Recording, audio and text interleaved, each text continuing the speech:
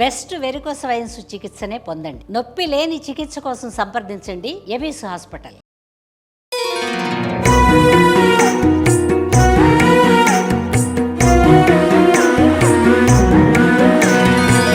జై శ్రీకృష్ణ. ఆండాల్ తిరువడిగళే శరణం. చూస్తూనే 9వ రోజుకి వచ్చేసాం. 9వ పాశం ఈరోజు చాలా చాలా చక్కటి గోపిక, నవవిధ భక్తులు కలిగిన గోపిక, పరమాత్మతో మనకుండే నవవిధ సంబంధాలు తెలిసిన గోపిక. పాసురం కూడా నవమ పాసురం అంటే 9వ పాసురం చూద్దాం. தூமணி மாடத்து சுத்தும் விளக்கெரியா தூபம் கமஜா தூயிலனை மேல் கண் வளரும் మామాన్ మగళే, ఓ మామ కూతురా అంటున్నారు. మణికదవం தாழ்த்திரவாய் மாமீரவளை எழுப்பீரோ உன்மகள்தான் ஊமையோ அன்றிச்செவிடோ அனந்தலோ ஏமப்பெரும் துயில் மந்திரப்பட்டாளோ மாமாயன் மாதவன் வைகுந்தன் என்றென்று நாமம் பலவும் நவின்று ఏలోరెంబావాయ్.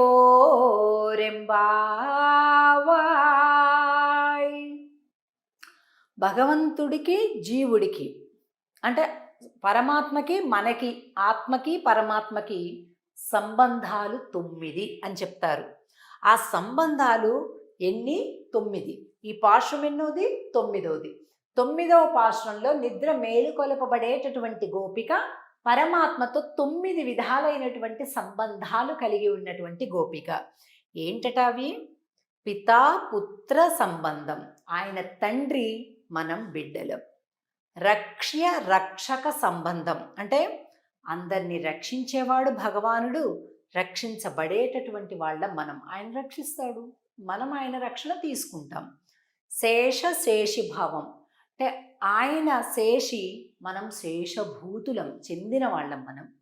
భార్య భర్తృభావం, ఆయన భర్త, మనందరం స్త్రీలు పురుషులు, చెట్టు పుట్ట, కిరిమి కీటకాలు పశువులు అన్నీ కూడా భార్య వంటివంటే ఆయన భరించువాడు, అంటే మనల్ని పోషించువాడు, మనము ఆయన చేత పోషింపబడు వారము అన్నమాట.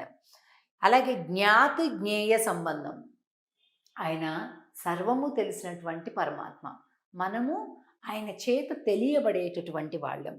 స్వస్వామి భావం, ఆయన స్వామి. మామూలుగా స్వామి స్వామి అంటుంటాం కదా, స్వామి అంటే ఏంటి? సొత్తు కలిగిన వాడు అని అర్థం. ఏంటా సొత్తు?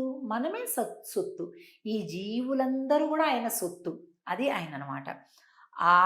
ఆధార ఆధేయ భావం అంటే ఈ జగత్తు మొత్తానికి ఆయన ఆధారభూతుడు, ఆధేయము.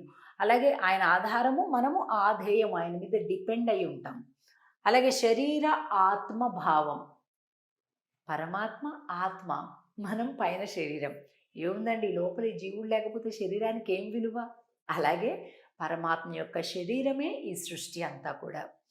భోక్తృ భోగ్య భావం అంటే ఆయన అనుభవించేవాడు, మనం అనుభవింపబడేవాళ్ళం అన్నమాట. ఇలాగ 9 సంబంధాలు ఎప్పుడైతే భగవంతుడికి మనకి ఉన్నటువంటి వాటిని మనం అర్థం చేసుకుంటామో అప్పుడు నిజమైనటువంటి భక్తి ఉదయిస్తుందన్నమాట. కనుక ఈ పాశంలోని గోపిక పరిశుద్ధమైనటువంటి తూమణి మాడత్తు, మంచి పరిశుద్ధమైన నవరత్నాల మేడలో ఉందట ఈవిడ.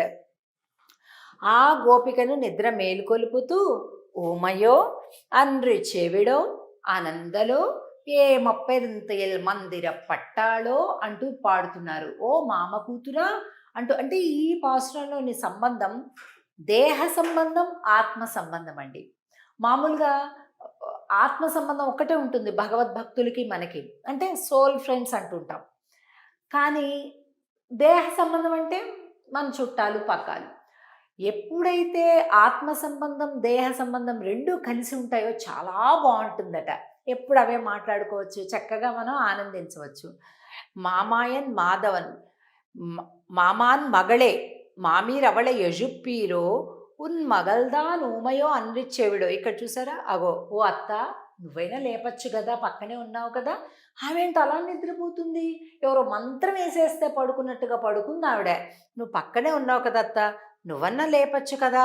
అని అంటూ మామాయన్ మాధవన్ వైగుందన్ ఎండ్రెండ్రు నామం. ఇందులో మామాయన్ అంటే ఏంటి? ఆశ్చర్యకరమైనటువంటి గుణములు కలిగిన వాడు అని అర్థం.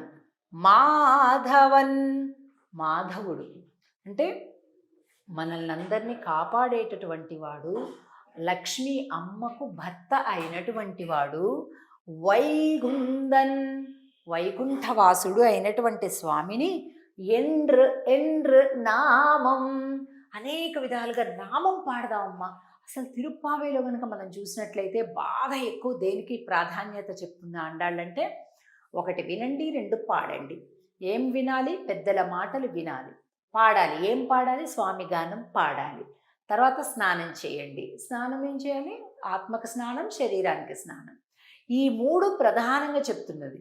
కాబట్టి చక్కగా మనం ఎవరెవరితోటో పోల్చుకొని నాకు పాటలు రావండి, అది రావండి, ఇది రావండి ఏం లేదు. పాడేస్తుంటే ఆండాళ్ళ తల్లే మనల్ని అనుగ్రహించి ముందుకు నెట్టేస్తుంది.